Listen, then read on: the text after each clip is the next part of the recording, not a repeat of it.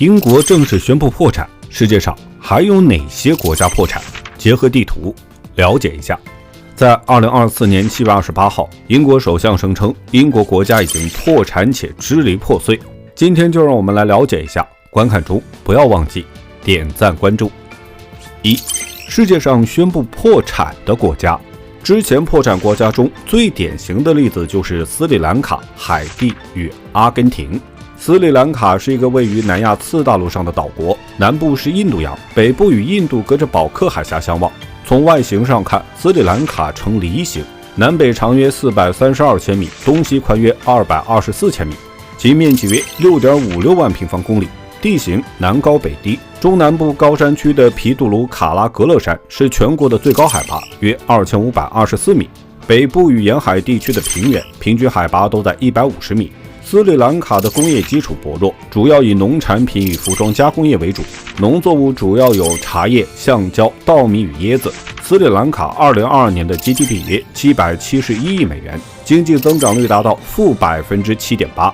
之前斯里兰卡经历一场严重的经济危机，不得不宣布破产，之后的通货膨胀率高达60%，粮食的价格一路飙升到了80%，70%的家庭无法满足温饱。位于加勒比海北部的海地与多米尼加共和国共存在伊斯帕尼奥拉岛上，古巴与牙买加在其西部隔海相望。它的面积约2.78万平方公里，人口约1206万，其中黑人占据了95%。境内的山地占面积的75%，平原地区狭窄，只位于沿海与沿河地区。全国最高峰是海拔约2680米的拉萨尔山。海地不仅是拉美国家中最不发达的一个，还是全世界最贫穷的国家。历史上被西方殖民国家掌控了数百年，刚独立却又被美国给入侵了。海地以农业为主的经济，多数还要依赖外援。因受到国内政治动荡、自然灾害等影响，国内生活在贫困线以下的人口达到41%，70%的人没有工作，还面临着物价飞涨，导致了民众的生活异常艰难。海地2021年的 GDP 约209.4亿美元，经济增长率达到-1.7%。阿根廷位于南美洲的东部，大西洋在其东部，南部与南极洲隔海相望，国土面积约278.04万平方公里，人口在2023年达到了4665万。境内的山地约占全国面积的30%，其西部地区是以安第斯山脉为主体的山地，海拔6964米的阿空加瓜山不仅是安第斯山脉上的最高峰，也是南美洲的第一高峰。阿根廷境内的工业门类齐全，较为发达，主要有钢铁、汽车、石油、化工、纺织、机械与食品加工等，农牧业也较为发达，可耕种面积占全国的9.8%，农作物有大豆、高粱、小麦、玉米等。它虽然是世界上粮食与肉类的生产与出口国，但当地多数的民众却连草都吃不起。阿根廷这个国家破产已然成为习惯，经常拖欠高额的高利贷，导致国家的信誉非常低。2023年前10个月的通货膨胀高达120%，由此可以看出，国家一旦宣布破产，就会变得混乱不堪。2.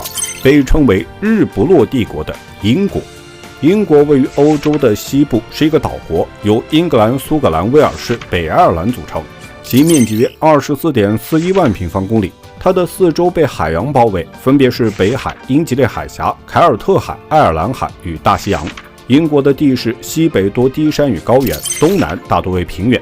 国内最大河流是泰晤士河，流域面积可达1.14万平方公里，平均进流量约18.9亿立方米。最长河流是塞文河，长达338千米。英国不仅是世界第6大经济体，还是欧洲的第2大经济体。英国的经济主体为私有企业，占据国内生产总值的90%。支柱产业是服务业，占国内生产总值的3/4，有金融保险、零售、旅游与商业服务等。国内的工业有采矿、汽车、化工、冶金、机械与电子等，其中药物、电子、光学设备、人造纤维与化工产品等制造业的实力雄厚。农牧渔业能满足国内1半以上的食品需求，主要有畜牧业、农业、渔业。2023年，英国的 GDP 约3.34万亿美元。3. 英国为什么会宣布破产？近几年的英国不仅只是在经济上出现了问题，其国内的局势也是动荡不安。8年的时间就换掉了5位首相，在国际上这换届的速度也实属罕见。另外，2020年1月30号，欧盟正式批准了英国的脱欧协议。脱欧后，英国与欧洲大陆上的贸易往来便展现出了不便，导致英国的外贸环境变得较为复杂。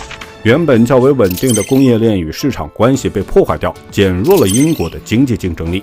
英国的制造业主要以高附加值与科技创新等产业为主，历史上经历了一段非常辉煌的时间。如今，随着经济全球化，低劳动成本与高效生产力的位置越来越重，逐渐取代了英国的传统产业。面临这种竞争压力，英国的经济增长出现了负面的影响。加上前几年疫情时期，全球的供应链与市场需求的急速下滑，而英国投入了巨额资金，导致政府赤字进一步扩大。英国想着疫情结束后可以启动经济振兴计划，没想俄乌两国却爆发了军事冲突，在西方盟友的压力下，为乌克兰提供经济援助。之后，北约国家为俄罗斯实行了能源制裁，欧洲的能源危机迅速蔓延，这就令英国本就不富裕的生活更加雪上加霜。去年，英国还爆发了一场罢工运动，罢工员工的诉求是想要提高工资待遇，用来应对经济萧条带来的生活压力。之前，英国国内党派之间较量就承诺过很多的福利，没想到民众生活质量不仅没有提升，反而物价上涨、失业率上升、福利事业滑坡，导致民众的生活状况急速恶化，而且政府的债务越积越多，早已逼近3万亿英镑，超过其 GDP， 就导致国家走向了破产的边缘。